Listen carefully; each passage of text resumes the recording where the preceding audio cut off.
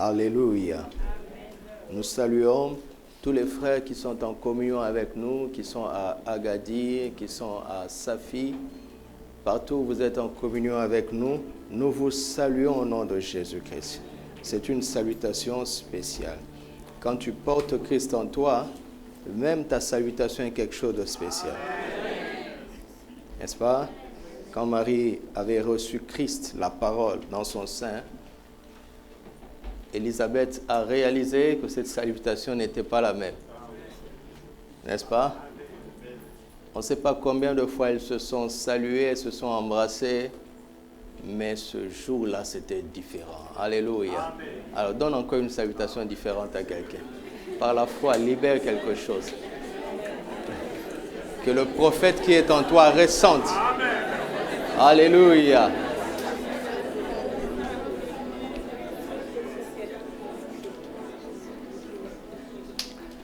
Tu as vu, non? J'ai entendu ça quelque part. Nous allons parler de la puissance de l'abondance cachée dans la sagesse divine. Alléluia.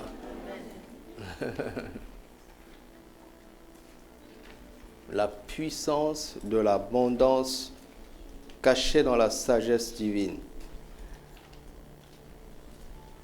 Vous allez remarquer que quand Jésus voulait parler très très sérieusement, il s'asseyait. Vous trouvez ça dans Matthieu 5, verset 1.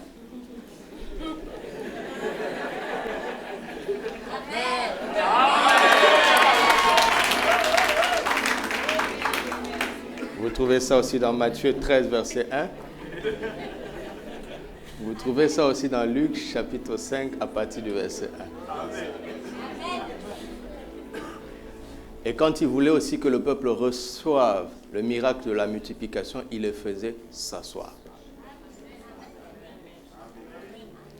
Alléluia.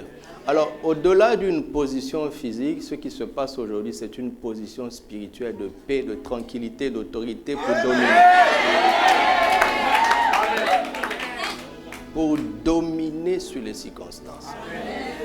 Alléluia. Pour fermer la bouche de l'adversaire.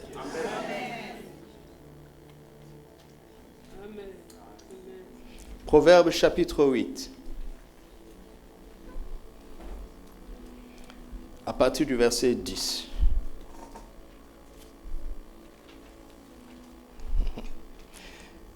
Préférez mes instructions à quoi? À quoi?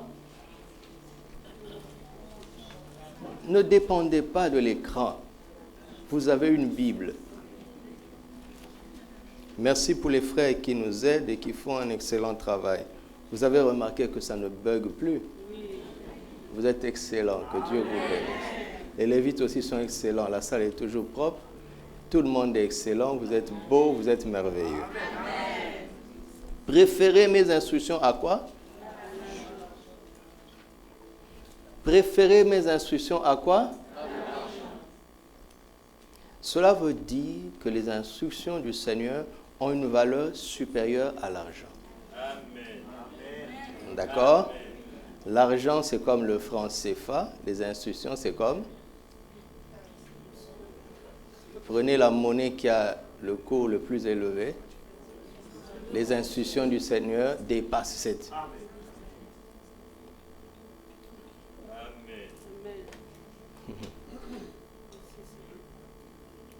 Préférez donc mes instructions à l'argent et la science à quoi? Wow. Si je commence comme ça, je ne vais pas pouvoir continuer. Wow.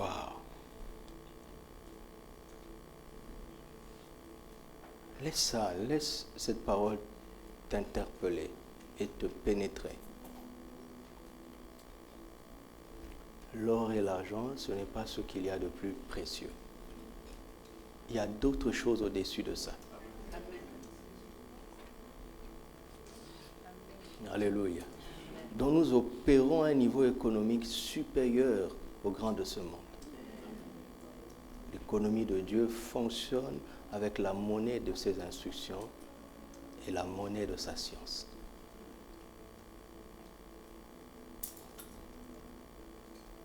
C'est pour ça que pour chasser la pauvreté sur la terre, Dieu a oint son Fils afin qu'il annonce quoi? L'évangile. Croyez ça, s'il vous plaît. Est-ce que vous croyez ça? Amen. Celui qui reçoit ces instructions et qui étudie, approfondit sa science, il générera de l'argent et de l'or. Forcément. D'accord? Vous croyez ça? Car la sagesse vaut mieux que les perles. Elle a plus de valeur que tous les objets de prix. Vous prenez tous les objets de prix, vous les additionnez, la sagesse est au-dessus. C'est ça que la Bible est en train de dire. J'ai vu des gens accumuler beaucoup d'argent et mal finir parce qu'ils n'avaient pas de sagesse. Avoir, ce n'est pas le plus important. D'ailleurs, on peut avoir par de mauvais chemins. Vous savez que ça finit mal. Un bien mal acquis ne profite jamais. La sagesse. Moi, la sagesse, vous vous rendez compte, le ton change. La sagesse est une personne. Alléluia. La sagesse est une personne. Moi, la sagesse, j'ai pour demeure le discernement. Je réside dans le discernement. Et je possède la science de la réflexion. La crainte de l'Éternel, c'est la haine du mal. L'arrogance et l'orgueil, la voie du mal. Et la bouche perverse, voilà ce que je hais. Le conseil et le succès appartiennent à la sagesse. Je suis l'intelligence, la force est à moi. Par moi, les rois règnent. Et les princes ordonnent ce qui est juste. Par moi gouvernent les chefs, les grands, tous les juges de la terre. J'aime ceux qui m'aiment, et ceux qui me cherchent me trouvent. Trouve qui? La sagesse. Avec moi sont la richesse et la gloire, les biens durables et la justice. Mon fruit est meilleur que l'or pur, et mon produit est préférable à l'argent. Je marche, soulignez, je marche, ça nous aidera à la fin. Je marche dans le chemin de la justice, au milieu des sentiers de la droiture, pour faire quoi? Pour donner des biens à ceux qui m'aiment et pour remplir leur trésor. Tu sais ce que tu dois faire. Si tu aimes la sagesse, elle marchera en ta direction pour te combler. Alléluia. Amen. Colossiens chapitre 1, à partir du verset 24e jusqu'au verset 3 du chapitre 2. Je me réjouis maintenant dans mes souffrances pour vous, et ce qui manque aux souffrances de Christ, je l'achève dans ma chair, pour son corps qui est l'Église. Paul n'est pas en train de dire qu'il complète l'œuvre de la croix. D'accord? Mais pour que l'œuvre de la croix soit prêchée quelque part, afin que quelqu'un l'entende et qu'il croie, parfois il faudra des sacrifices et certaines souffrances. Vous comprenez? Alors Paul regarde à chaque fois que l'œuvre de la croix n'est pas connue ou révélée quelque part, il est candidat pour que cela devienne le cas. Peu importe le prix, peu importe les risques, c'est de ça qu'il parle. D'accord? Jésus, avant de mourir, a dit que tout est accompli. Son œuvre est achevée. Mais pour que cette œuvre nous parvienne, certains ont dû souffrir. C'est de cela qu'il parle. Ok? Par exemple, le médecin va souffrir pendant presque 10 ans pour devenir docteur, afin de te prescrire un bon médicament. Le médicament est suffisant en lui-même, n'est-ce pas, pour chasser cette maladie. Ce n'est pas le médecin qui te guérit. S'il prescrit que tu ne bois pas, tu ne seras pas guéri. La guérison n'est pas dans ses mains. Lui, il a le secret pour conduire vers le remède. Le remède est suffisant par lui-même, mais cela lui a coûté 10 ans d'études difficiles pour pouvoir amener à notre portée des remèdes qui existent. C'est de cela qu'il est question, d'accord? Afin qu'il n'y ait pas de confusion entre Jésus et Paul et n'importe qui d'autre. Verset 25. C'est d'elle que j'ai été fait ministre. N'entendez pas ministre comme on l'entend aujourd'hui. Ministre veut dire serviteur, esclave. Ne l'entendez pas comme on l'entend aujourd'hui. Donc c'est d'elle que j'ai été fait esclave selon la charge que Dieu m'a donnée auprès de vous, afin que j'annonçasse quoi? Pleinement. C'est pour cela qu'il nous a suscité pour parler de plénitude de la vie. L'évangile n'est pas toujours annoncé totalement. Pleinement, pleinement. Amen. C'est pour ça que nous parlons de l'abondance. Ça fait partie de l'héritage. Amen. Pleinement la parole de Dieu. Le mystère caché de tout temps et dans tous les âges, mais révélé quand? Maintenant à ses saints, à qui Dieu a voulu faire connaître. Quel est quoi? Le problème, c'est que quand nous lisons ici, le mot richesse ne veut plus dire richesse pour nous. Non, richesse, c'est richesse. Ou bien richesse veut dire quoi? Dites-moi un peu. Ou bien richesse veut dire quoi? Vous savez, Dieu est tellement fort qu'il y a des endroits, par exemple dans 2 Corinthiens 4:4, il parle de la splendeur de l'évangile, la splendeur. Il choisit les mots. Richesse veut dire richesse. Et c'est une glorieuse richesse. Le mystère de Christ est une glorieuse richesse. À qui Dieu a voulu faire connaître quelle est la glorieuse richesse de ce mystère parmi les païens, à savoir quoi? Christ en vous, l'espérance de la gloire. Christ en nous. L'espérance de la gloire, c'est le verset favori de notre papa. Christ en nous, l'espérance de la gloire. Ça veut dire quoi? Quand tu considères la minute d'après, l'heure d'après, le jour d'après, la semaine, le mois, l'année, l'avenir, ta réflexion ne doit pas se porter vers l'avenir.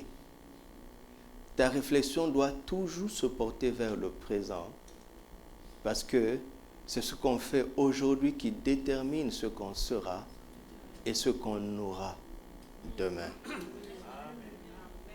Donc il dit, quand tu considères ton présent, est-ce que Christ est en toi? Si Christ est en toi, relaxe. L'avenir est fait de gloire.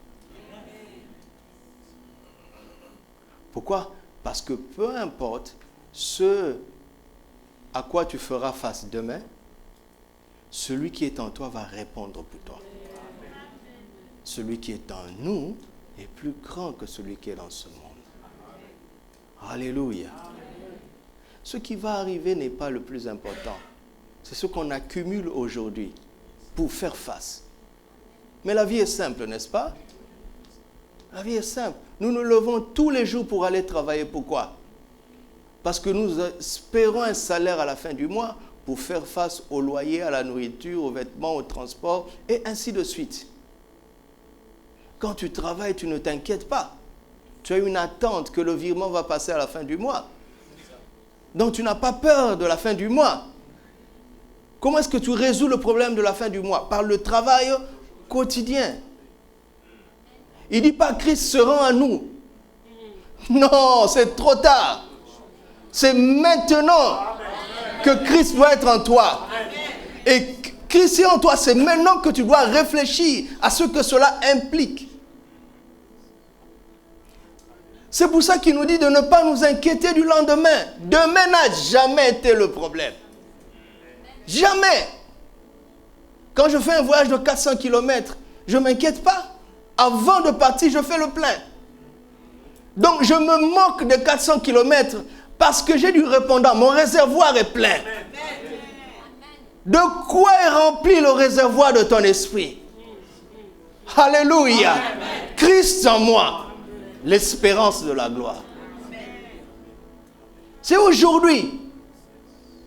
Comment tu vis aujourd'hui avec Christ? C'est la seule chose que tu dois faire dans la vie.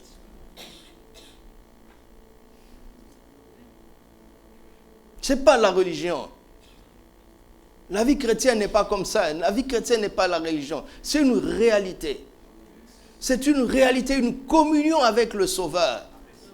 Une soumission au Seigneur. Ce n'est pas la religion. Je rends grâce à Dieu d'être dans ce pays. Où, quand tu viens ici, tu dois montrer vraiment si tu es chrétien. Dans mon pays, dans le bar, là on vend l'alcool. Le matin, on commence par la musique chrétienne. Il y a la Bible partout. Toute arme forgée contre moi sera sans effet. Dans les taxis, des escrocs avec des versets bibliques. On n'a plus peur de la parole de Dieu. Gloire à Dieu parce qu'on est ici. Et les gens qui nous entourent, ils disent, ce livre a été falsifié. Prouvez-nous que c'est la vérité. Ah oui, prouvez-le nous. J'aime ça, j'aime ça. Parce qu'on ne peut pas être religieux ici.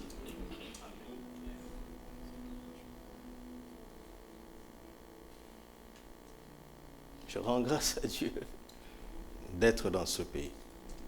Ça a changé beaucoup de choses en moi. J'ai reconsidéré tellement de choses du fait d'être simplement ici. Regardez ce qui me motive, verset 28. C'est lui que nous annonçons. Vous voyez? Christ que nous annonçons. Exhortant tout homme et instruisant tout homme en toute sagesse, afin de présenter à Dieu tout homme devenu comment? Parfait en Christ. Parfait ici veut dire complet. Totalement équipé. Vous allez voir dans la suite. C'est ça qui importe. Parce que le diable ne va pas t'affronter là où tu es fort. Il n'est pas bête. Il n'est pas bête. Écoutez, le diable n'est pas bête.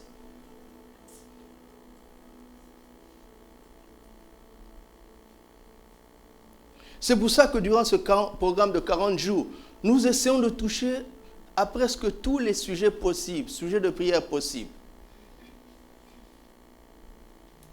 Pour fermer la porte à l'ennemi. Pour qu'il n'y ait pas une situation où il puisse nous prendre par ruse.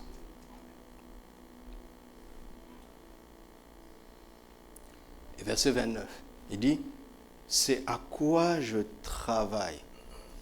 Vous comprenez? Je travaille en combattant avec sa force qui agit puissamment au travers de moi. Non, non, non, non. Il y a un niveau de combat que tu ne mènes pas avec la puissance qui agit au travers de toi. Mais avec la puissance qui agit en toi. C'est-à-dire que cette parole doit t'avoir travaillé toi-même d'abord. Écoutez-moi, prédicateur. Le niveau de l'impact de la parole de Dieu au travers de ton ministère dépend du niveau de l'impact de la parole de Dieu dans ta propre vie. Ah oui. Tu ne peux pas emmener les gens au-delà de ce que la parole a produit en toi.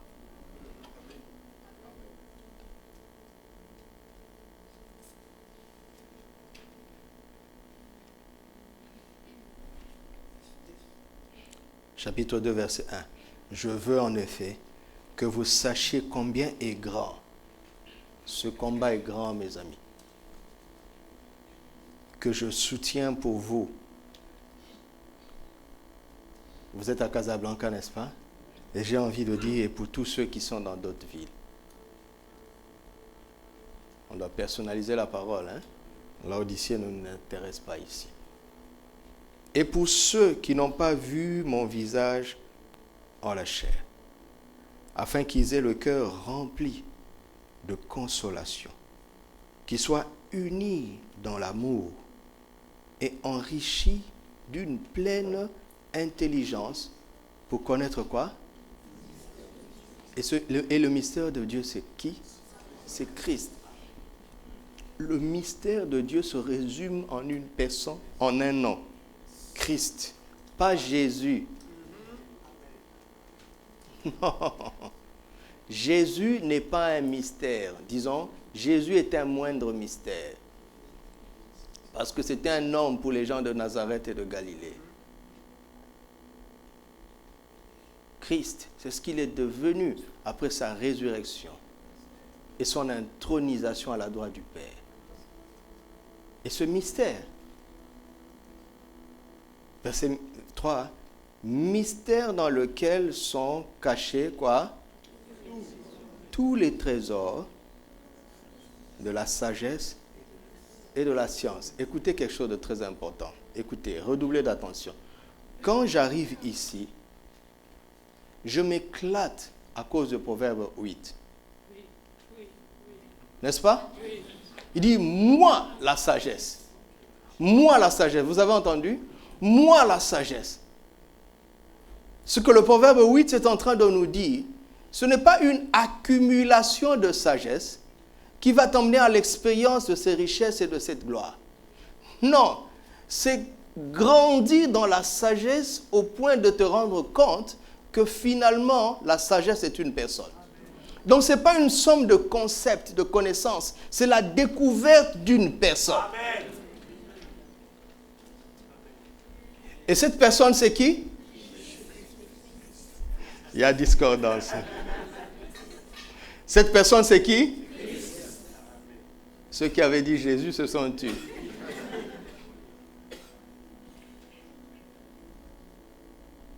Maintenant, tous les trésors de la sagesse et de la science sont cachés en qui? En Christ. Vous avez vu avec moi, vous vous souvenez de ce que la sagesse et la science nous apportent dans le Proverbe 8.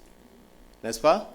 Mais on dit, la sagesse et la science, dans toutes ses facettes, sont cachées en qui? Et Christ est où?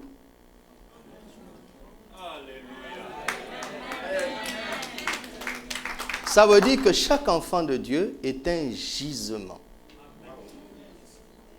Vous m'entendez? Un gisement. Tu contiens un filon. Un filon des choses plus précieuses que l'or et l'argent. Mon ami, là où nous en sommes, c'est à croire ou à laisser. Je ne veux pas passer rapidement comme ça. C'est à prendre au sérieux ou à abandonner la foi.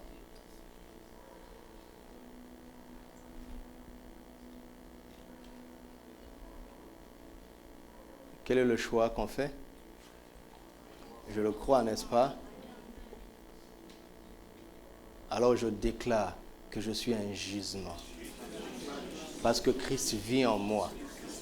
Tous les trésors de la sagesse et de la science sont enfouis en moi. Il n'y a pas un problème que je ne puisse résoudre. Je suis rempli de solutions. Je suis rempli de richesses, d'une richesse glorieuse.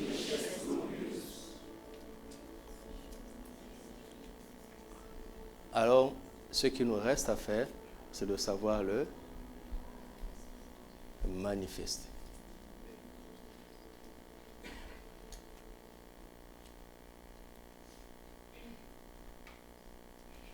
Allons dans 1 Corinthiens. 1 Corinthiens 1, à partir du verset 17. Ce n'est pas pour baptiser que Christ m'a envoyé. C'est pour annoncer l'évangile. Ne t'arrête pas au baptême. Le baptême était un moyen.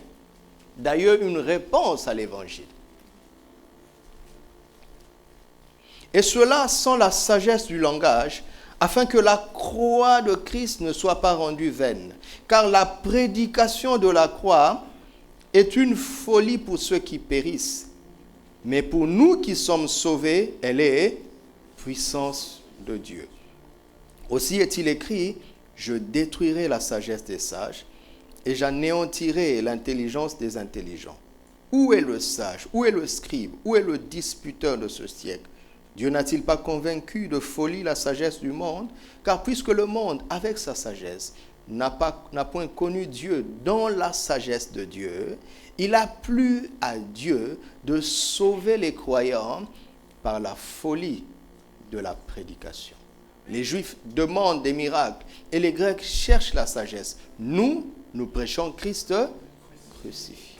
Scandale pour les Juifs et folie pour les païens, mais puissance de Dieu et sagesse de Dieu pour ceux qui sont appelés, tant juifs que chrétiens. La prédication de la croix, Christ crucifié, et la puissance de Dieu et la sagesse de Dieu.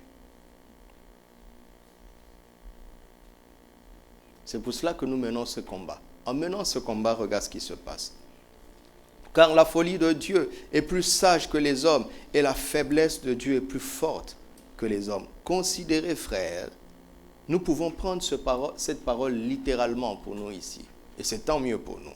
Considérez, frères, que parmi vous qui avez été appelés, il n'y a ni beaucoup de sages selon la chair, ni beaucoup de puissants, ni beaucoup de nobles. Mais Dieu a choisi les choses folles du monde pour confondre les sages. Dieu a choisi les choses faibles du monde pour confondre les fortes. Et Dieu a choisi les choses viles du monde et celles qu'on méprise, celles qui ne sont point, pour réduire à néant celles qui sont, afin que nulle chair ne se glorifie devant Dieu. Et ainsi de suite, et ainsi de suite. Alors, le voyage en vue de manifester ce trésor immense que nous portons, parce que Christ est en nous, ce voyage commence par la prédication de la croix.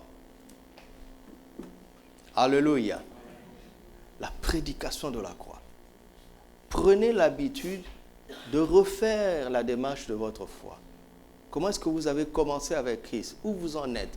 Prenez la peine de le refaire. La vie chrétienne, cette vie glorieuse, commence au pied de la croix. Là où Christ s'est identifié à nous, dans notre condition de pécheurs et d'insensés.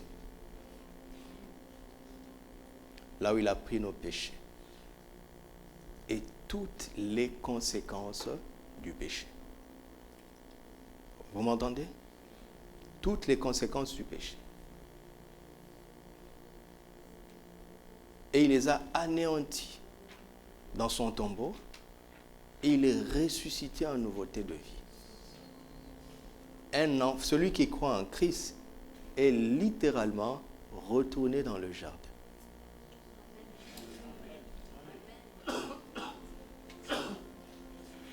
Alors, il nous reste de développer la foi pour vivre ce que devait être l'équivalent de la vie de l'homme dans le jardin.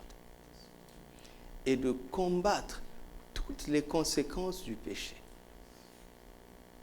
qui sont encore visibles quelque part dans notre expérience. On a du travail, hein?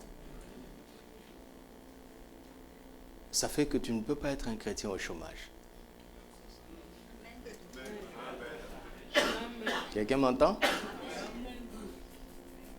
C'est pour ça que je demande d'éteindre les clim, parce qu'avec le temps, ça peut rendre malade.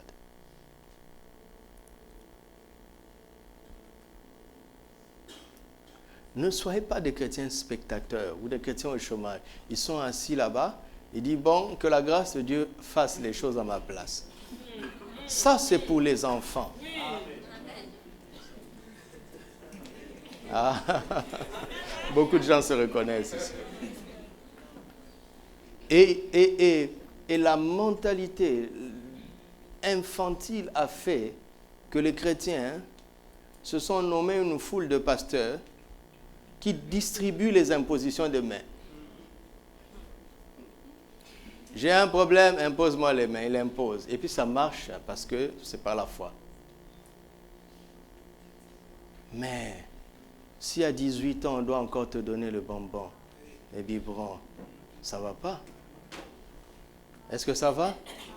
Est-ce qu'on fait ça dans le naturel? Vous pensez que dans le spirituel, Dieu fait ça? Non. J'irais même jusqu'à dire en réalité, vous savez que... Bon, là, je sens que on peut parler parce que je vois que vos cœurs sont ouverts. Félicitations, c'est très bien. C'est très bien. Gardez cette foi. Regardez. La toute première conséquence du péché, c'est quoi? C'est la mort.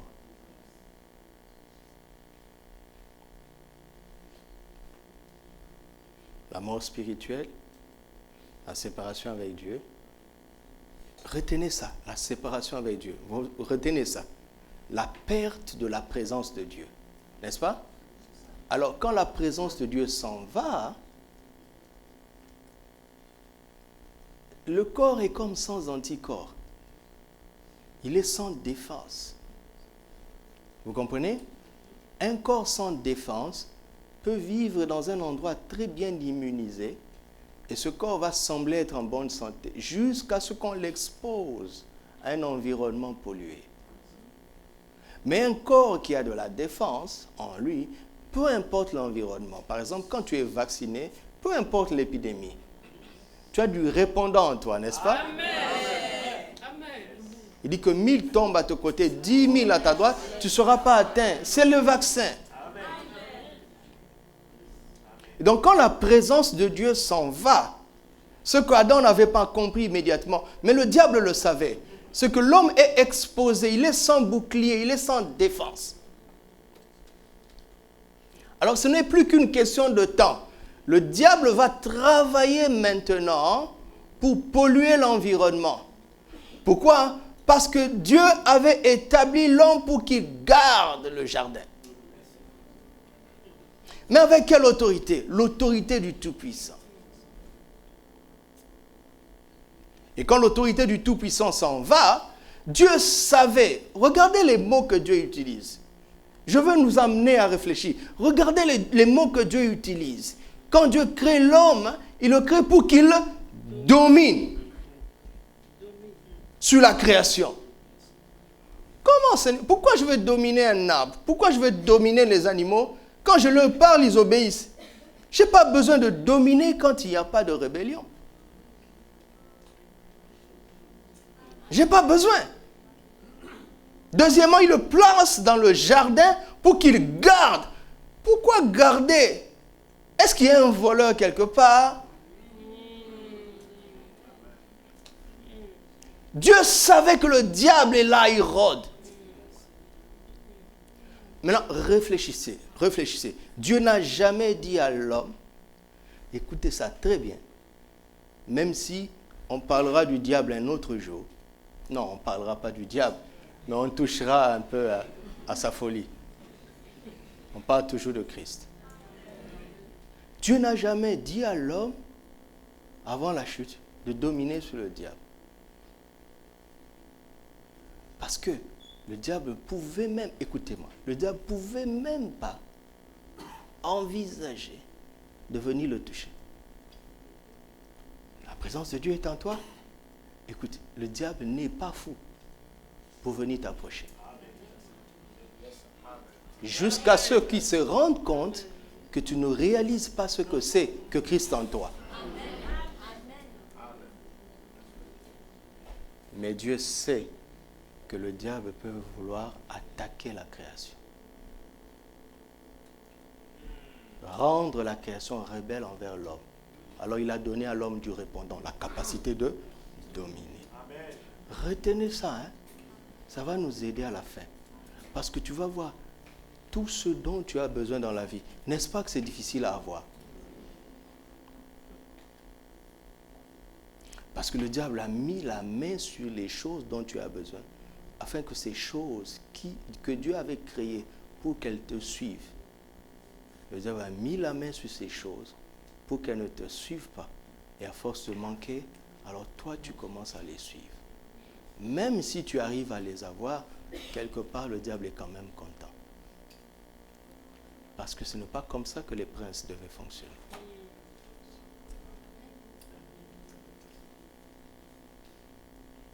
Alors la présence de Dieu s'étant retirée, le diable a commencé à manipuler la création. Voici les animaux qui peuvent manger les hommes. Voici les plantes qui peuvent devenir nocives. N'est-ce pas? C'est ça la maladie. La création sur laquelle nous avions autorité a pris autorité sur nous. Donc le diable combat l'homme qui a perdu la présence de Dieu à travers la création. Vous comprenez ça? Il faut comprendre bien l'histoire. Et ainsi de suite. Et ces choses, le vide que la présence de Dieu a laissé, l'homme est sans défense. Et l'ennemi essaie de trouver qu'est-ce qui peut toucher pour nous atteindre. Jusqu'à ce que cela emmène la mort physique. Vous savez quoi? Écoutez-moi très bien.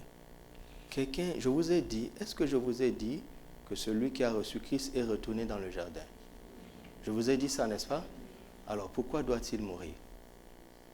Pour une seule raison, c'est que du fait que ce corps a été touché par le péché, Dieu n'en a plus besoin au ciel. Donc nous devons mourir pour changer de vêtements. Vous comprenez? Sinon on ne mourrait pas. Oui?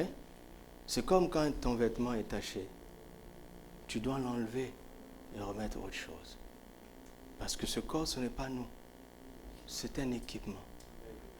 C'est pour ça que nous mourrons. Nous ne mourrons plus comme Adam qui avait péché. Le problème du péché est résolu. Nous mourrons pour habiter un corps supérieur. Et écoute-moi très bien, tu n'as pas besoin d'être malade pour mourir.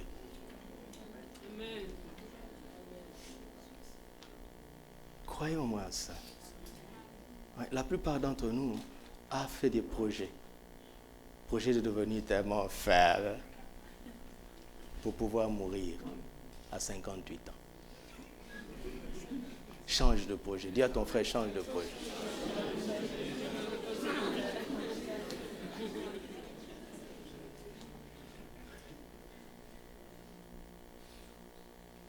On n'a pas besoin que la maladie nous aide pour que nous allions retrouver papa.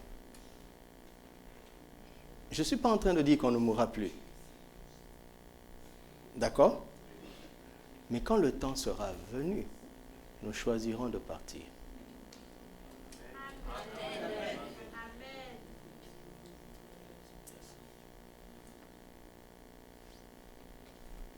Dieu a laissé certains mourir de martyrs.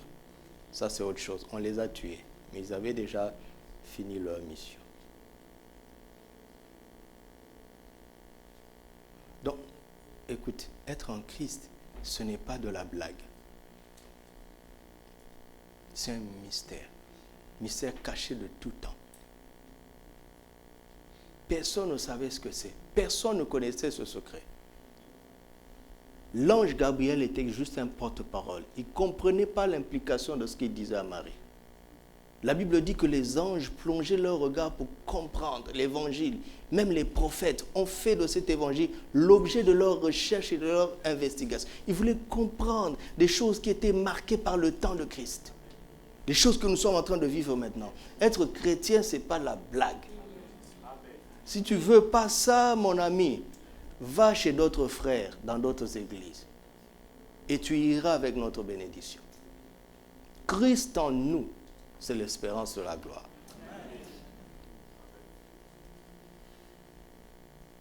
Et tout commence par la prédication de la croix.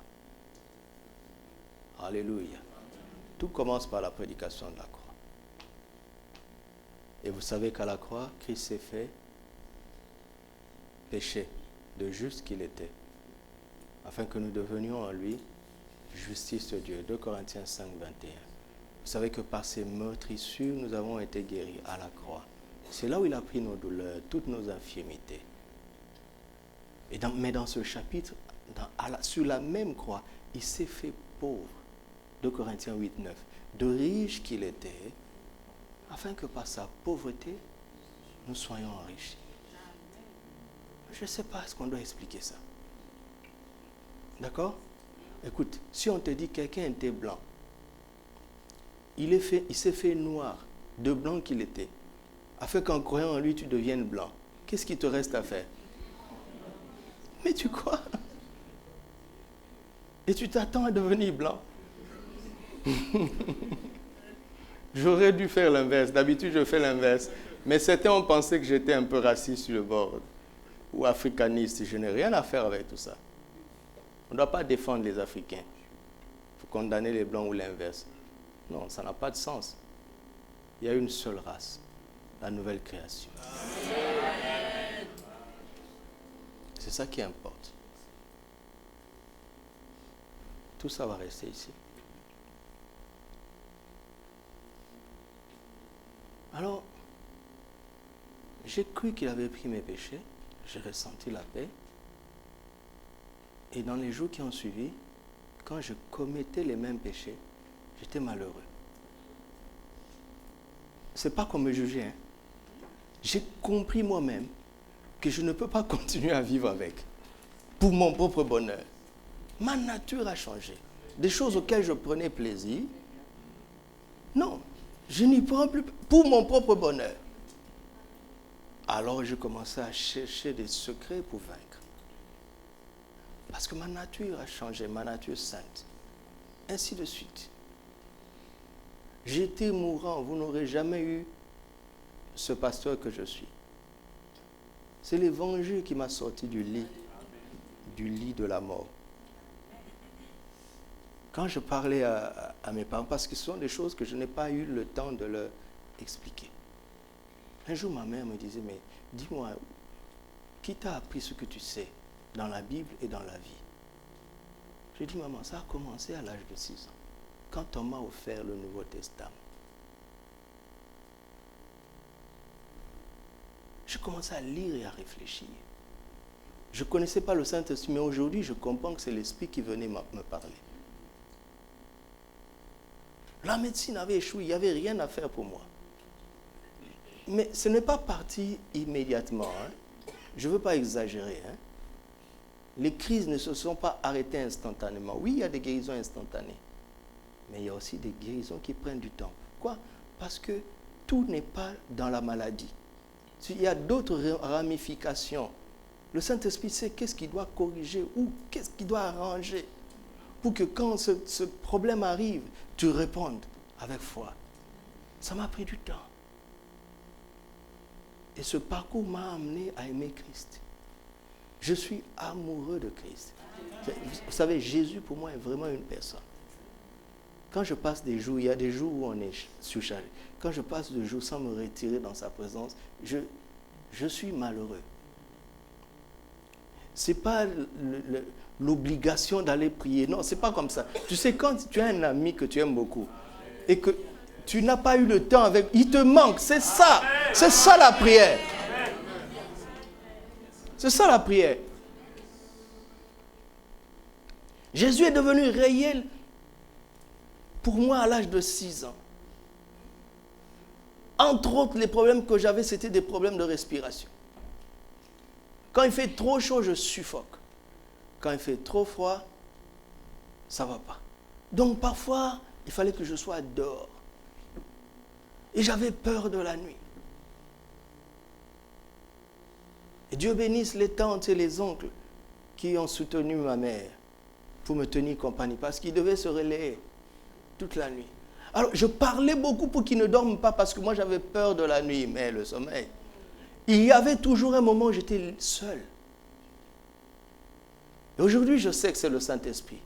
Et la voix venue me disait, mais pourquoi tu as peur de la nuit? Je dis, mais parce qu'il fait noir. Vous savez que la nuit n'est pas si noire que ça. Oui, regarde comment l'Esprit a parlé à un enfant. Il dit, mais il ne fait pas noir. Regarde, il y a plein d'étoiles.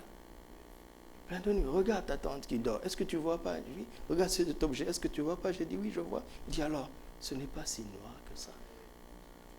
La nuit n'est pas si noire que ça. Amen. Donc, j'ai commencé à développer, dans mes moments de peur, je cherchais cette voix.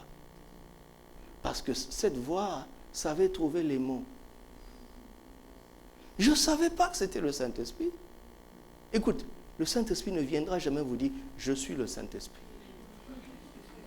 Tout ce qui l'intéresse, c'est que tu t'attaches à Jésus et que tu aies les yeux sur la Bible. Écoute, je vais vous poser une question. Il y a des églises qui critiquent les charismatiques. D'accord? Ils disent, voilà, les charismatiques, ils font beaucoup de bévues à cause, tu vois, le Saint-Esprit, les dons spirituels. Ils disent, c'est d'abord la parole. D'abord la parole. Question. Entre le Saint-Esprit et la parole, qui a commencé? Qui a inspiré les Écritures? Ce n'est pas d'abord la Bible. Beaucoup vont pas être d'accord avec moi. C'est pas d'abord. Si l'Esprit n'avait pas inspiré, il n'y aurait pas de Bible. Donc tu ne peux pas mettre l'Esprit de côté et dire d'abord la Bible. Tu ne comprendras rien.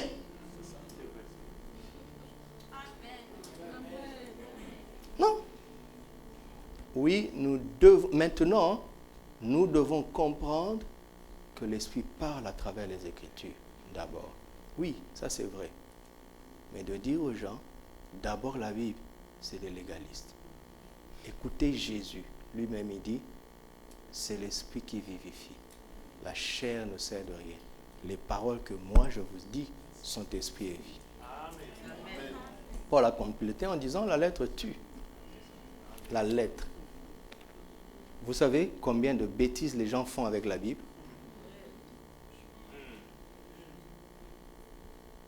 Tu ne peux pas mettre le Saint-Esprit de côté. Tu n'iras pas loin avec la Bible.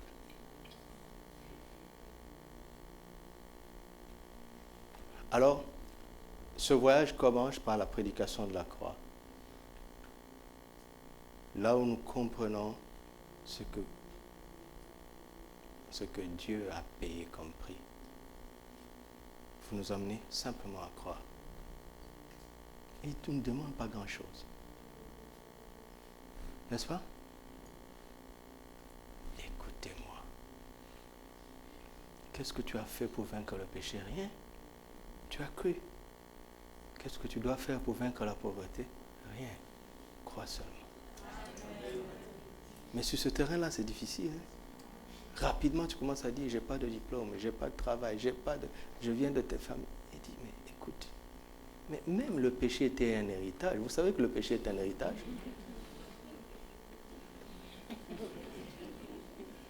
Parfois, les parents frappent les enfants parce qu'ils sont rebelles, mais ils l'ont reçu d'où?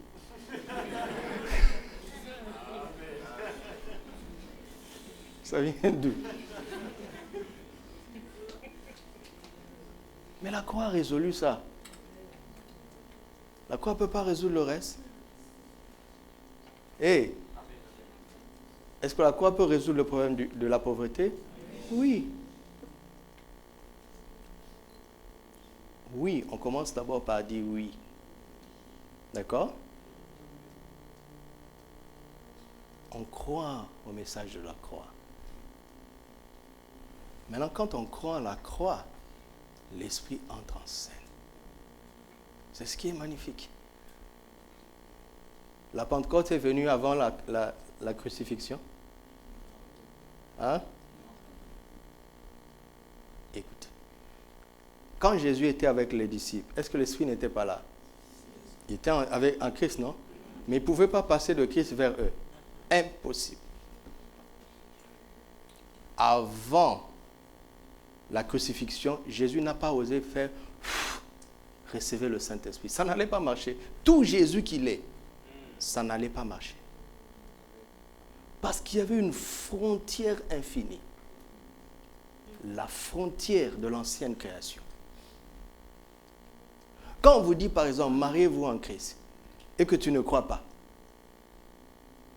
même si vous vous aimez, vous avez des sentiments forts, vos esprits ne peuvent jamais se rencontrer.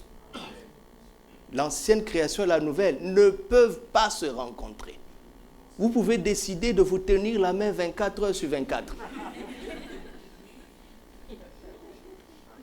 Vous vous rendez compte qu'ils ont vécu avec Jésus pendant 3 ans et demi, mais il y avait une frontière infinie. Jusqu'à ce que Christ aille faire mourir le vieil homme.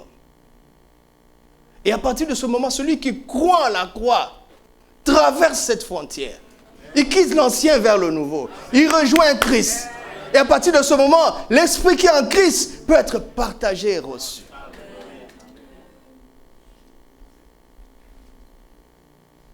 C'est la même chose. Je suis pécheur, je crois en l'œuvre de la croix. Écoutez-moi. Nous avons de grandes choses à faire.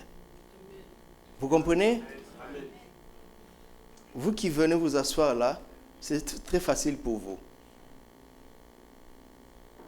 Je vis des temps de frustration terribles parce que je suis fatigué de cet endroit. Il faut qu'on sorte d'ici. Mais avec quel argent?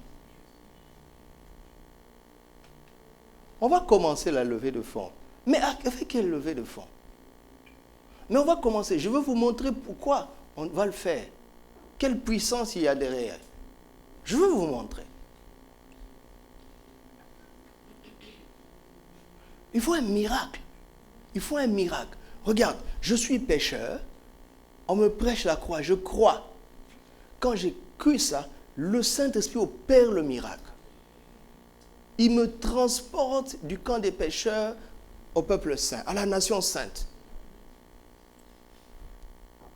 C'est lui qui le fait. D'accord? Et pour tout le reste, c'est le Saint-Esprit qui fait. Tout ce qu'il te demande, c'est quoi? De croire. Alors, je suis parmi les pauvres. Je veux sortir de là. Qu'est-ce que je fais? Il dit, va à la croix. Parce que toute solution pour vaincre la pauvreté qui ne vient pas de la croix est une solution insuffisante.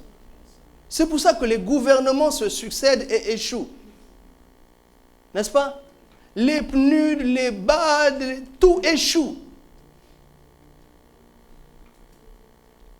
Va à la croix, va à la croix.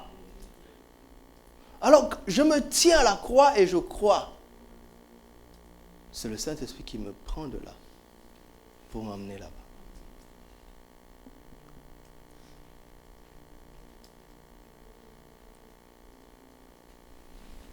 L'une des choses qu'il fait, je vous l'avais dit, c'est quoi? C'est qu'il nous donne des visions. Vous vous en souvenez? 2 Timothée 3:1, 2 Thessaloniciens 3:1, dans les derniers jours, il y aura des temps difficiles. Mais Dieu a précédé ça dans Acte 2, à partir du verset 17, il dit, dans les derniers jours, je répandrai de mon esprit sur vos fils et vos filles prophétiseront, vos jeunes gens auront des visions.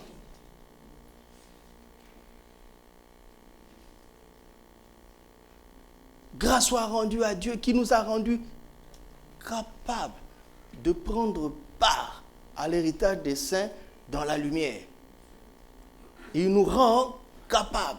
Dans Deutéronome 8, à partir du verset 17, il dit, quand tu auras toutes ces choses, souviens-toi, garde-toi de dire que c'est ma force et ma puissance, moi, acquis ces choses. Car c'est l'Éternel qui te donnera la force de les posséder. Il ne te donnera pas de les posséder. Il te donnera la force de les posséder. Vous comprenez? Il y a un poids d'une tonne à soulever. Tu essaies, tu n'y arrives pas. Qu'est-ce qu'il vient? Il vient, il te donne la force, mais il ne soulèvera pas à ta place. Il ne soulèvera pas à ta place. Il te donne la force et il dit, utilise la force que tu as. Je te l'ai déjà donnée. Il nous a rendus capables.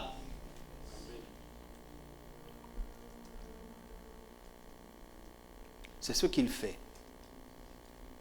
Alors, les temps difficiles vont arriver, Lui, il nous donne quoi? La vision. Vous comprenez? Quand je crois en l'œuvre de la croix, d'accord?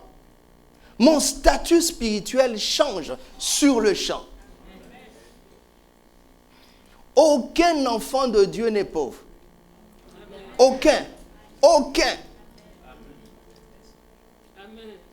Regarde, pourquoi il faut l'onction pour chasser la pauvreté? Ça veut dire que la pauvreté est un esprit. C'est pour ça que les solutions intellectuelles n'arrivent pas à réussir. Tu ne peux pas résoudre un problème spirituel avec des solutions intellectuelles. Et donc, ton statut spirituel a changé. Maintenant, il reste quoi? Il reste l'enseignement de l'esprit, la sagesse, l'instruction, la science, qui te donne des visions. Dans le présent, tu vois des choses à l'avance. Et si tu vois des choses à l'avance, qu'est-ce que tu fais? Tu te prépares aujourd'hui. Amen. C'est à cause de ce que je vois que je parle comme ça aujourd'hui. Et je sais, Dieu a tout créé par la parole. Je sais que nous sommes en train de créer ce qu'il faut. Nous sommes en train de créer un avenir meilleur avec l'enseignement des Écritures. Je suis vraiment en train de les créer par la grâce de Dieu.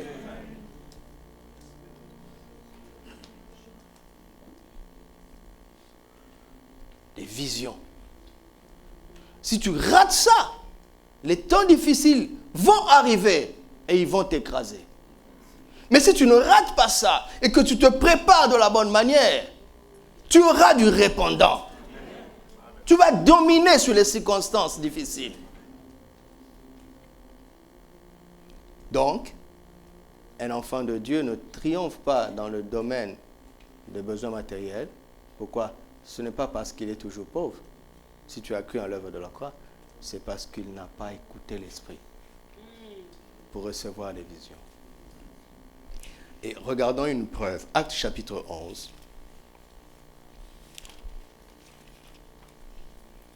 À partir du verset 27. La Bible est d'une cohérence épatante. Épatante. Acte 11 à partir du verset 27. En ce temps-là, des prophètes. Vous voyez, dans les derniers jours, je répandrai mon esprit sur toute chair. Vos fils et vos filles prophétiseront. Des prophètes descendit à Jérusalem à Antioche. L'un d'eux, nommé Agabus, se leva et annonçant comment? Par l'Esprit. Qu'il y aurait quoi? Sur toute la terre. Elle arriva en effet sous Claude. Les disciples résolus. C'est là où je pleure sur l'Église. Les disciples résolurent d'envoyer chacun selon ses moyens un secours aux frères qui habitaient dans la Judée. Ils le firent parvenir aux anciens par les mains de Barnabas et Saul. Avant que la famine arrive, ils ont fait des provisions et ils ont distribué. Vous savez ce que ça veut dire? Dieu parle rapidement. Je veux vous dire, pourquoi Dieu ne s'est pas étalé ici? Parce qu'il s'était déjà étalé sur un événement pareil du temps de Joseph.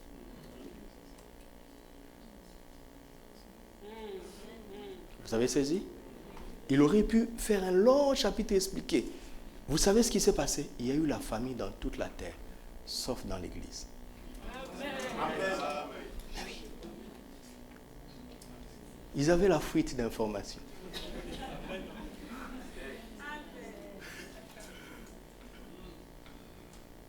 C'est pour ça que je ne comprends pas quelqu'un qui prie pendant 1 heure. Il sort avec rien. Après 10 minutes, déjà, moi, mon cas est rempli.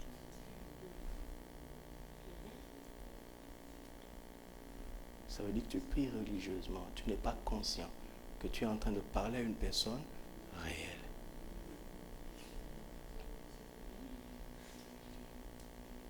Mais il y a des jours où il ne te donnera aucune parole. Pourquoi? Pour t'entraîner à prier longtemps. Parce qu'il aime ta présence. Il dit, continue. Je suis content quand tu es là. Continue. Parce que je le connais. Si tu lui dis une parole, Gabriel, il dit merci, bye bye. À la prochaine occasion. Alors par amour pour toi, je garderai le silence. Il a dit ça en Sophonie. Pour que tu restes là. Il y a des événements qui vont arriver, qui vont faire, Dieu va propulser l'Église. Pourquoi? Nous aurons l'information, nous nous préparerons, et quand ça va arriver, nous aurons des solutions. Vous vous souviendrez de ma voix. Vous savez, la valeur d'une chose dépend de sa rareté. N'est-ce pas? Tu peux avoir peu aujourd'hui. Mais quand ton peu là devient rare, tu changes de statut.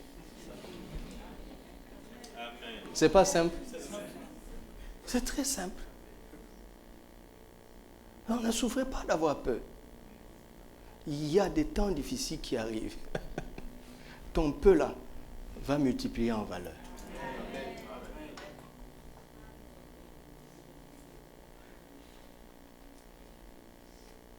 Un parent est venu ici. Son enfant est venu au Maroc étudier. Son enfant était difficile. Et c'est même, en fait, pour dire vrai, ils auraient pu l'envoyer en France ou ailleurs. Mais ils se sont dit, au moins dans un pays musulman, il aura quelques limites. C'est pour ça qu'ils l'ont envoyé ici. Et la maman, elle m'a dit elle-même, la maman s'est inscrite sur Facebook pour surveiller son enfant. Quelques temps après, elle a commencé à lire les posts de son enfant sur Facebook. Elle dit, qu'est-ce qui se passe? Notre enfant est passé de l'extrémité du désordre à l'extrémité d'une secte.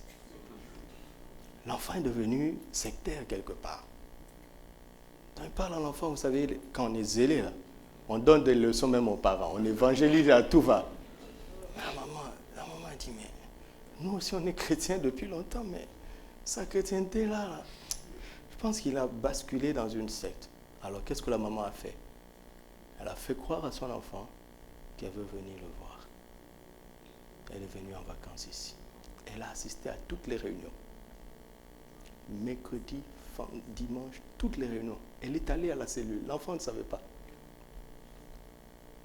Et avant de partir, elle a pris rendez-vous avec moi. Elle dit, pasteur, je ne peux pas partir sans vous dire la vérité. J'étais venu vous espionner. Je voulais savoir qu'est-ce que vous enseignez. Parce que le changement de notre enfant était trop radical. Il dit, mais nous sommes chrétiens depuis longtemps. Ce qu'on n'a pas pu faire pendant 20 ans, vous avez réussi en 3 mois.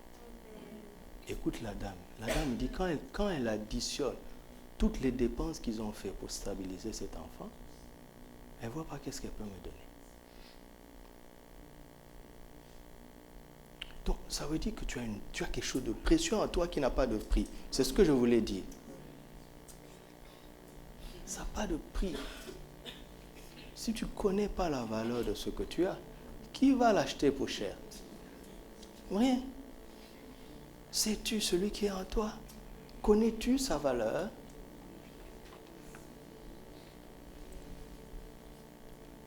Alléluia.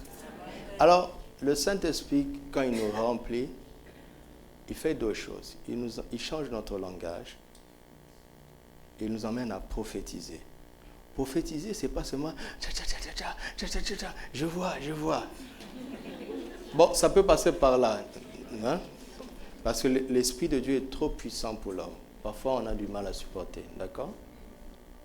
Mais prophétiser veut dire littéralement parler de la part de Dieu ou bien, n'oubliez plus jamais ça, parler comme Dieu. Oui, parler comme Dieu. Parler comme Dieu. C'est ça son premier combat. Quand il te remplit, il vient changer ton langage. Il t'emmène à parler maintenant comme Dieu. Et quand tu dépasses ça, il te montre les visions de Dieu.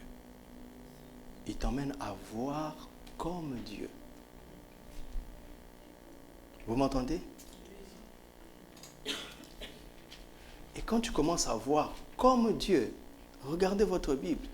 Il y avait des ténèbres à la surface de l'abîme.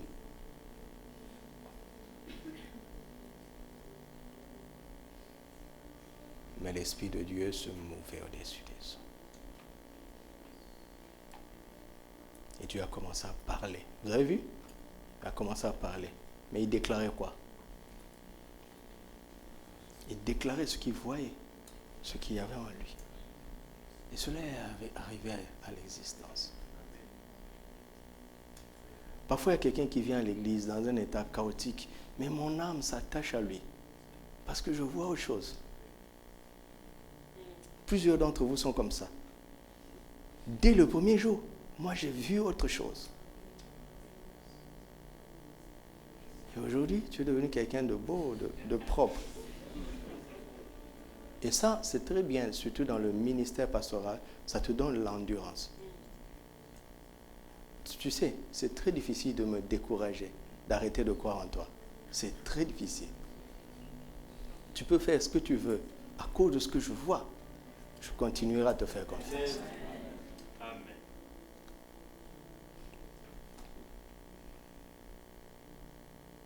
Je veux que nous apprenions à cultiver notre communion avec l'Esprit de Dieu à partir de la parole. C'est ça qui va faire la différence. Tu seras surpris des idées que tu auras un matin quand tu te lèves. Surpris toi-même. Et vous savez, pour le plus souvent, ce sont des idées simples. Simples. Simples. Il y a tellement de choses à vous dire. Tellement de choses à vous dire.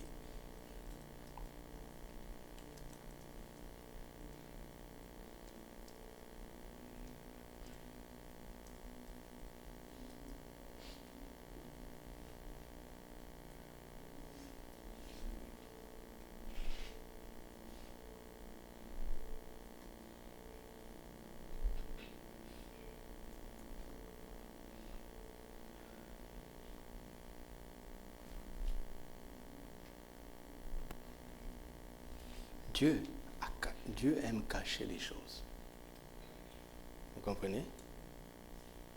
Mais il aime aussi les révéler. Il ne les révèle que par son esprit. Tu peux avoir cru en l'œuvre de la croix et rester aveugle spirituellement. Parce qu'après la croix, après Jésus, tu n'as pas appris à honorer le Saint-Esprit. Alors ce qui est caché restera scellé.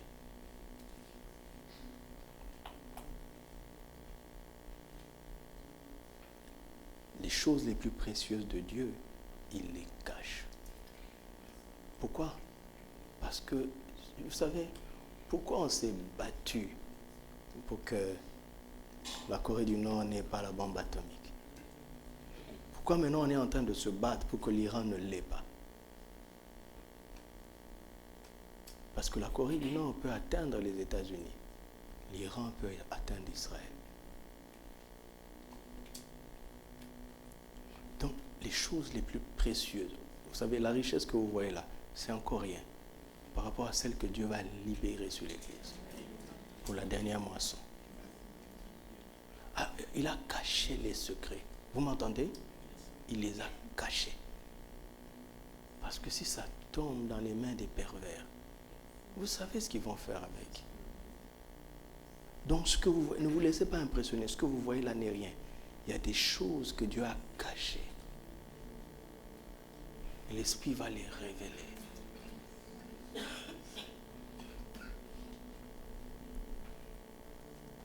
Donc, nous devons nous entraîner à parler comme Dieu et à voir comme Dieu.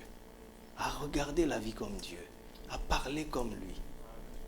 Alléluia. Il y a tellement de choses à dire là-dessus. Il y a tellement de choses. Mais je veux dire certaines choses dans le séminaire Vision, parce que le Seigneur a commencé à m'ouvrir l'esprit. Alors, dans le temps qui nous reste, on va conclure. Que le Seigneur m'aide à conclure. Je vais vous montrer quelque chose. Commençons par le psaume 65, versets 5 et 6.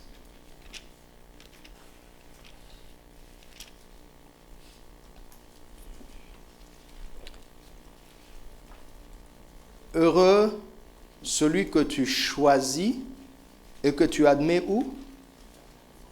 Tu admets où? Voilà. Ce que Adam avait perdu. La présence de Dieu, n'est-ce pas? Il l'a retrouvé.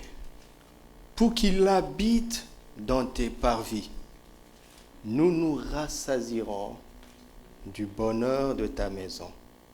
Et il explique en quoi cela consiste. De quoi? De la sainteté de ton temps. Il dit, dans ta bonté, tu nous exauces par des prodiges, Dieu de notre salut, espoir de toutes les extrémités lointaines de la terre et de la mer. Ça, c'est quelque chose que nous expérimentons déjà. Le bonheur de sa maison, la sainteté. Vous avez cette atmosphère de pureté spirituelle, ce bien-être que l'on réalise dans l'adoration, dans le culte, n'est-ce pas? Mais ce bien-être est dérangé immédiatement quand on sort par ce qu'on appelle les réalités de la vie.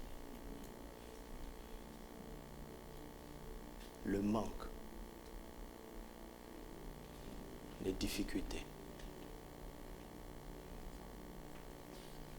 Écoutez ce que l'Esprit m'a envoyé vous dire. Il dit, écoutez, la présence, c'est la base.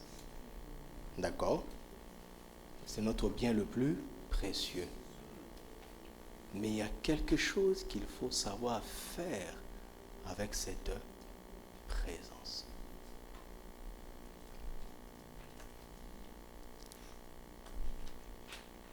Verset 10. Regarde. Tu visites la terre et tu lui donnes quoi? L'abondance. Tu la combles de quoi? Le ruisseau de Dieu est plein d'eau. Tu prépares le blé quand tu la fertilises ainsi. En arrosant ses sillons, en aplanissant ses mottes. Tu la détrempes par des pluies, tu bénis son germe. Tu couronnes l'année de tes biens et tes pas versent l'abondance. Alléluia. Amen. Nous avons lu combien de versets? Versets 10, 11 et 12, n'est-ce pas? Vous pouvez suivre encore? Le mot abondance revient 2 fois, n'est-ce pas? N'est-ce pas? Au verset 10 et puis au verset 12. Qu'est-ce qui emmène l'abondance au verset 10? C'est le fait que Dieu visite la terre. Vous savez, quand quelqu'un est en visite, ça veut dire quoi? Il est de passage.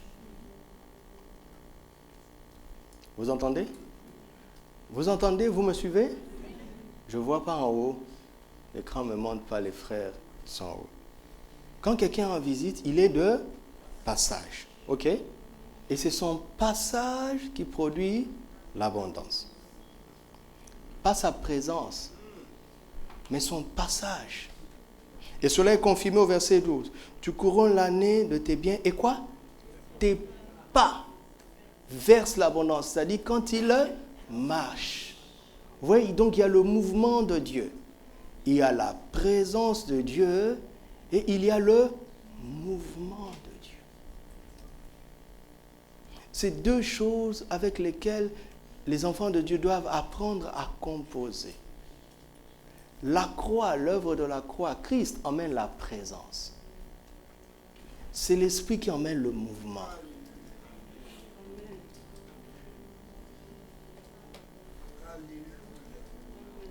Regarde ce peuple, 40 ans dans le désert.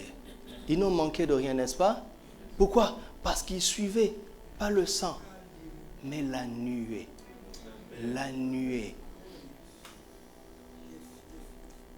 C'est pour ça que Jésus disait, venez, suivez-moi. Suivez celui qui marche sous l'onction. Suivez-moi, suivez-moi, suivez-moi. Ça se confirme. Regarde, la parole de Dieu est magnifique. Romains 8, 14 dit, car tous ceux qui sont conduits par l'Esprit sont appelés les fils de Dieu. Vous me dites, mais où est l'abondance? Je dis, calme-toi. Galates 4, verset 1, on dit « Aussi longtemps que l'héritier est encore un enfant, il ne diffère en rien d'un esclave, quoiqu'étant le maître de tout. Mais il est placé sous des tuteurs et des administrateurs jusqu'au temps marqué par le Père. » Son problème, c'est qu'il est un enfant. Il est héritier de tout, mais il ne peut pas le gérer à cause de son immaturité. Alors, comment quitter l'immaturité? C'est d'arriver à un point où tu sais suivre le Saint-Esprit. Parce que ce sont ces pas qui versent l'abondance.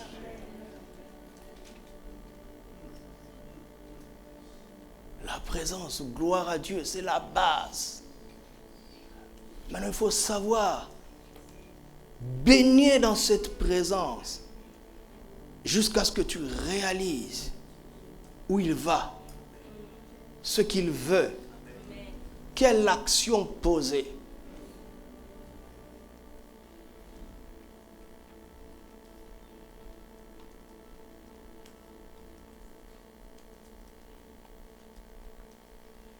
Ça, c'est quelque chose que le Saint-Esprit fait. Alléluia. Marcher selon l'Esprit. Marcher avec la sagesse de Dieu. Tu vas expérimenter la puissance de son abondance. Tout simplement. Tout simplement. Alors, je vais essayer de vous montrer un autre paragraphe. Psaume 144. Vous pouvez me suivre encore? Prie pour toi-même 1 minute. Prie 30 secondes pour toi-même. Demande au Seigneur la capacité de recevoir davantage.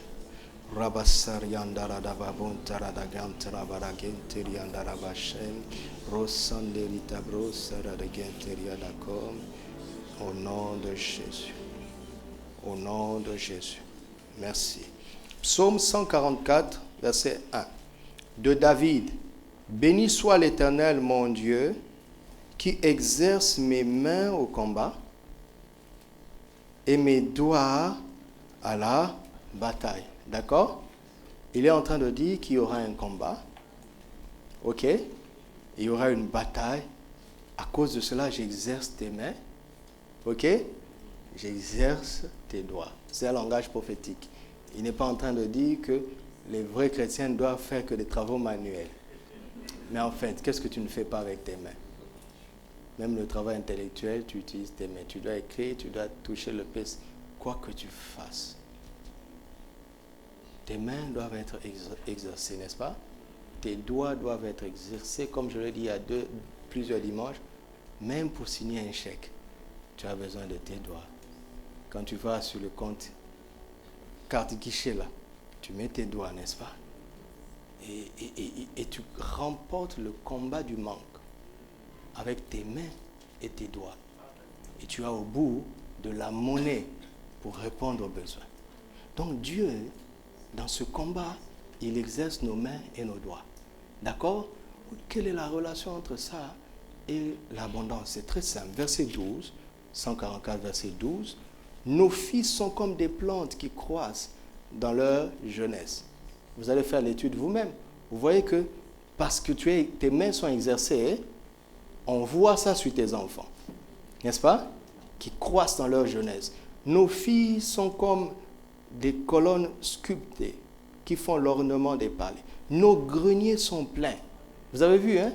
Il ne s'agit pas de chasser les démons. Le nom de Jésus suffit. La foi dans le nom de Jésus suffit. Mais il faut savoir laisser Dieu exercer tes mains pour que tes greniers soient pleins. Regorgeons toute espèce de provision, toute espèce. Nos troupeaux se multiplient par milliers. C'est-à-dire tes bénéfices. La proportion de tes bénéfices, c'est un multiple de milliers et de 10 milliers dans nos campagnes. Nos genêts sont fécondes. Point de désastre, point de captivité, point de cri dans nos rues. Heureux le peuple pour qui il en est ainsi. Heureux le peuple dont l'Éternel est Dieu.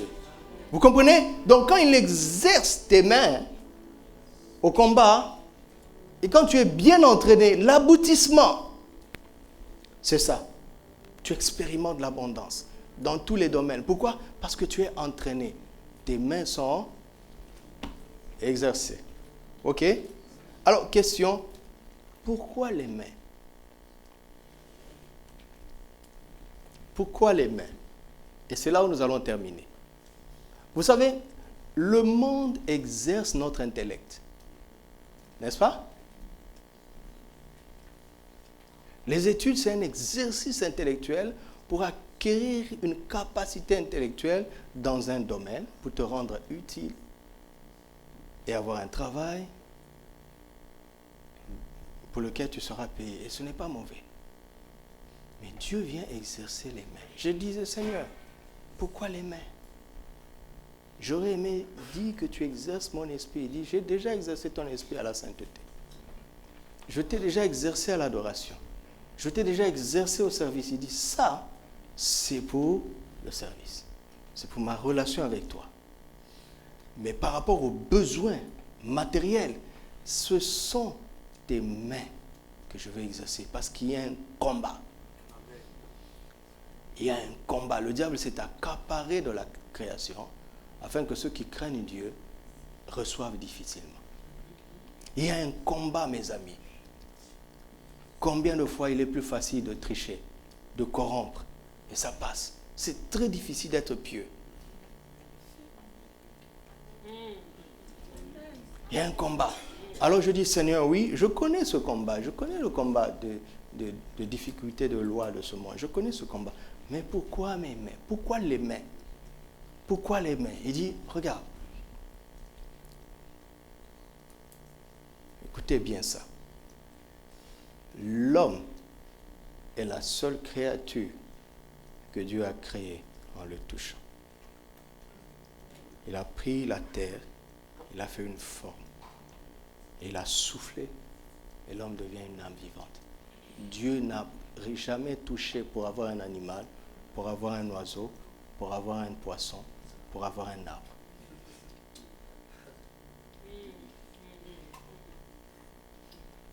Maintenant, quand il a voulu mettre l'homme dans un endroit, il a appelé le jardin. La Bible dit, Dieu planta un jardin. Et pour l'environnement de cet homme, Dieu a utilisé encore ses mains. Maintenant, il a dit à cet homme, il dit, garde ce jardin et cultive. Tu as vu ce que j'ai fait? Cultive, c'est-à-dire reproduis ce que j'ai fait. À partir de ce moment, l'homme comprend que ses mains sont des armes. Regarde, comment la bénédiction patriarcale a été transmise de père en fils? Par l'imposition des mains. Mes amis, lisez la Bible, vous serez étonnés. Voici un homme qui est assis, qui pose les mains sur quelqu'un, sur son enfant, il dit, je te donne les nations. Je te donne. Comment ça? Comment? Parce que Dieu avait remis la création entre les mains de l'homme. Regarde, quand Jacob doit bénir les enfants de Joseph, Joseph voit, il prend l'aîné, il le met sciemment à la droite de son père, il prend le cadet, il le met sciemment à la gauche. Jacob qui ne voyait plus, mais qui était pointu en esprit, croise les doigts, ce qui est le symbole de la croix. La croix est toujours là, quand Dieu veut faire quelque chose d'extraordinaire. Mais Joseph dit, Père, pas ça. Vous voyez, ces deux hommes, toute leur attention ne sont que sur les mains. Et papa dit, oui, je le sais, mais je l'ai établi au-dessus de son frère. Il aura aussi sa bénédiction. Comment ça, Jacob? Comment? C'est moi, Joseph, le premier ministre en Égypte. C'est Pharaon qui règne. Et Jacob dit, ça c'est rien, ça c'est rien. C'est moi qui ai le pouvoir. Et le pouvoir est dans mes mains. Et j'aime ce que papa enseigne, il dit, le pouvoir a changé de main. Le pouvoir a retrouvé nos mains. Mais ce n'est pas fini. Il exerce nos mains en combat. Donc le diable a compris la leçon. Il a dit, ah, c'est dans les mains. Donc nous devons viser les mains. Mais, je ne veux pas dire la vérité. Alors qu'est-ce qu'il commence? Il commence par viser les oreilles. Dieu a-t-il réellement dit? Dieu a-t-il réellement dit? Oui. Il vise ses oreilles pourquoi? Pour que Ève arrête de parler comme Dieu. Vous comprenez la cohérence? Quand Ève a arrêté de parler comme Dieu, parce que le diable l'a trompé, la Bible dit ses yeux s'ouvrirent et vit l'arbre. Et c'est devenu waouh. L'arbre qu'elle voyait tous les jours est devenu waouh. Tu vois, par exemple, quand tu regardes les journaux People, on présente ces top modèles là, tu dis waouh. Tu sais quoi? C'est waouh pour toi parce que tu es séduit. Tu comprends? Pour corriger ça, il faut faire marche arrière. Qu'est-ce que tu as entendu? Vous écoutez mes filles? On vous a fait croire que la beauté, ce qu'il faut être svelte, trop fine. Tu comprends? Tu as entendu ça et tu as cru. Et les frères aussi ont cru. Quand ils voient une fille svelte, fine, ils disent waouh, il est séduit. Il ne s'en rend pas compte. Mais qu'est-ce que le diable vise? Ça, ce n'est qu'un passage. Et la Bible dit la fameuse phrase. La femme prit le fruit. Avec quoi? Elle en mangea. Et elle donna à qui? Pour que Adam mange, il devait faire quoi? Ils ont essuyé leurs mains. Alléluia. Ils ont perdu le combat, l'entraînement des mains.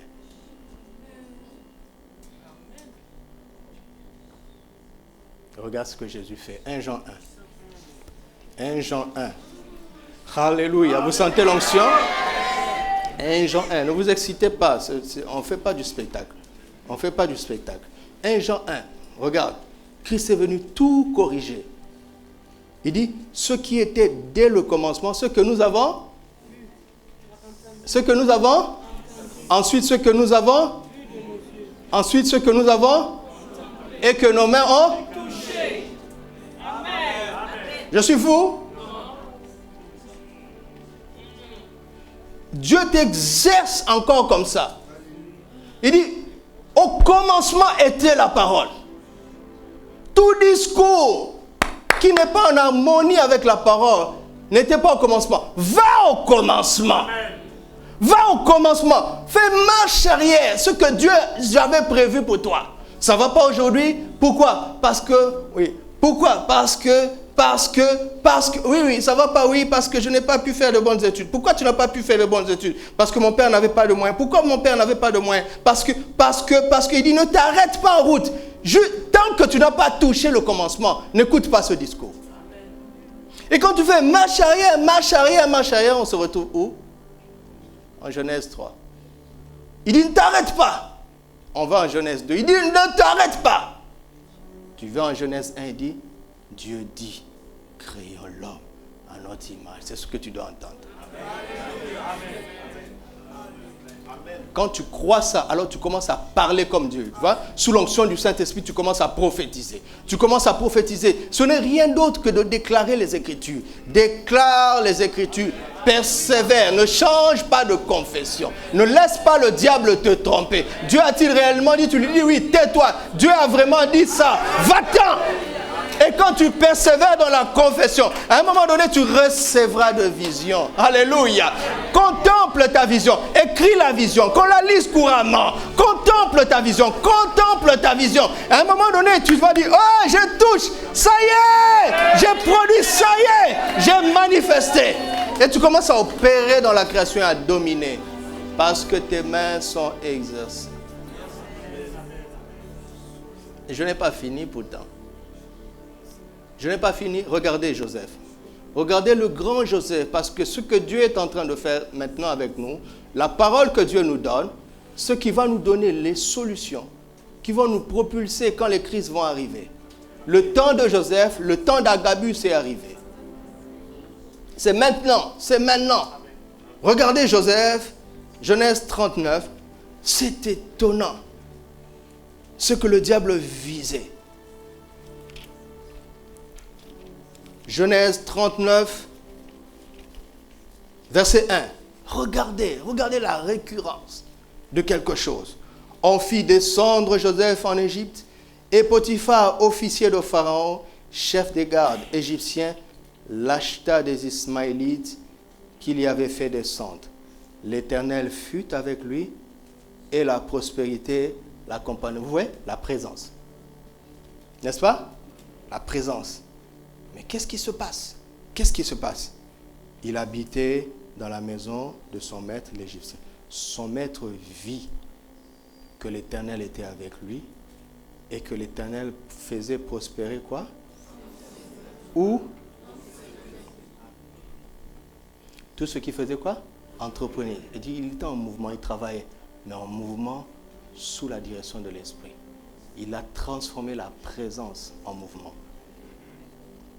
Et c'est le mouvement qui emmène l'abondance. Et son maître l'a vu.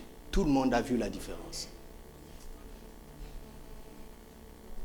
Joseph trouva grâce aux yeux de son maître qui l'a employé à son service, l'établit sur sa maison et lui confia tout ce qu'il possédait.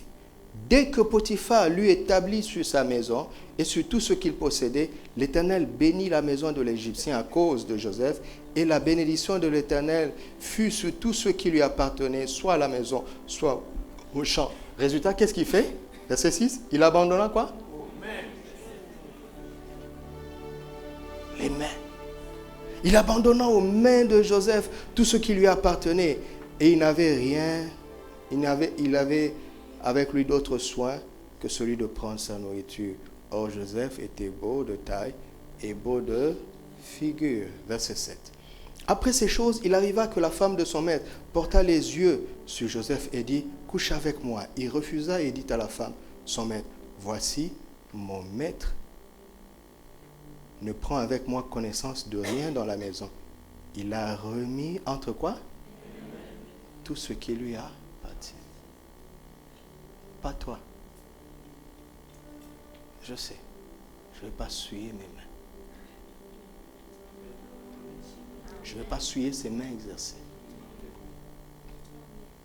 Il n'est pas plus grand que moi dans cette maison. Il ne m'a rien interdit excepté toi. Comme au jardin. Hein? Comme au jardin. Tout sauf l'arbre. C'est extraordinaire. Tout sauf l'arbre. Pourquoi? Le but, c'est que si tu entends un mauvais discours, tu auras une mauvaise vision et tu finiras par toucher. Et tu seras exercé à la défaite. Alors que Dieu est en train d'exercer au combat.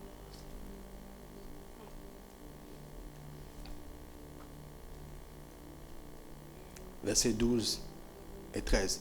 Elle le saisit par son vêtement en disant, couche avec moi. Il lui laissa son vêtement dans la main. Les mains de cette femme qui était exercée par le diable.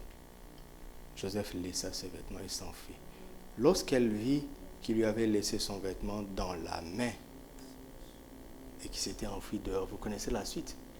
Dans la main. Vous avez là des mains qui étaient exercées par le diable contre les mains qui sont exercées par Dieu. Les mains qui sont exercées à la destruction contre les mains qui sont exercées à la multiplication.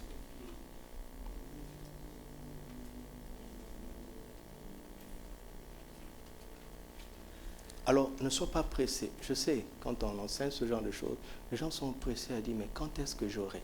Quand est-ce que j'aurai? Tu auras avec tes mains. Mais ça, c'est la fin du processus. Ça commence par ce que tu entends, comment tu parles, ce que tu vois, comment tu le contemples. Vous m'entendez? Et au bout de la chaîne, tu auras une idée qui vient du Seigneur. Et quand tu le feras, les choses pour lesquelles les gens courent viendront dans tes mains. Alléluia. Rendons grâce à Dieu.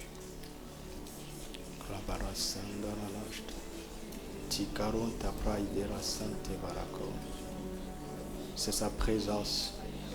Tout commence par sa présence au pied de la croix.